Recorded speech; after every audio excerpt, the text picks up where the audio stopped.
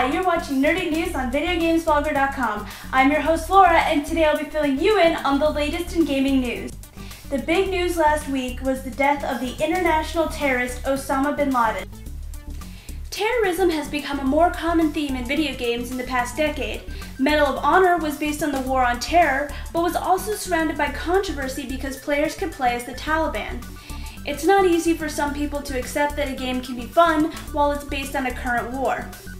Now, Kuma Games has released a free-to-play tactical shooter called Kuma War Episode 107, which allows players to reenact the military operation that killed Bin Laden.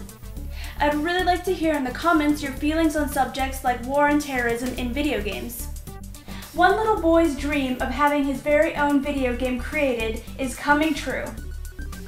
This dream come true is part of a bittersweet tale.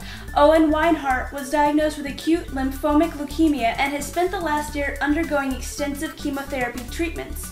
Fortunately, the Make-A-Wish Foundation and PopCap Games brought Owen to Seattle to spend a week to design and create a video game called Allied Star Police, a real-time strategy game. PopCap plans to release Allied Star Police to the App Store soon, with proceeds going to the Make-A-Wish Foundation.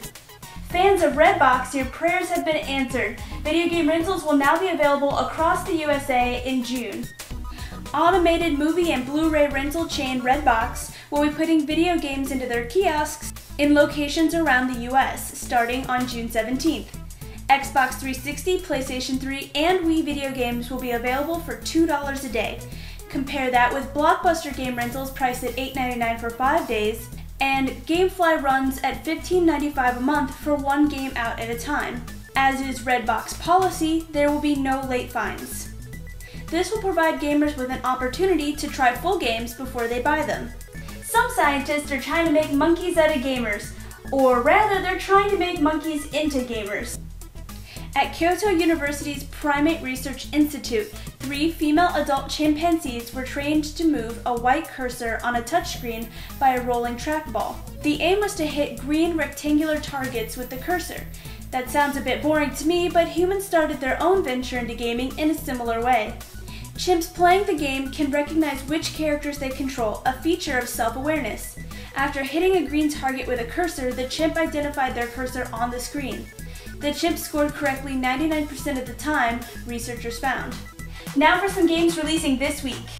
Brink is a first-person shooter with a focus on parkour-style movement, also known as freerunning, developed for PC, PlayStation 3, and Xbox 360. The First Templar is an action-adventure game developed for the Xbox 360 and PC. The game will be presented in third person and will contain both single-player and multiplayer co-op modes. LEGO Pirates of the Caribbean, the video game, is an action-adventure game in the LEGO video game franchise based on the Pirates of the Caribbean franchise, and its storyline covers all 4 films. The game will be available on PC, Wii, Xbox 360, PlayStation 3, Nintendo DS, Nintendo 3DS, and PlayStation Portable. That's all the news I have for today. Feel free to leave any questions or comments below. Love and peace from my PC to yours.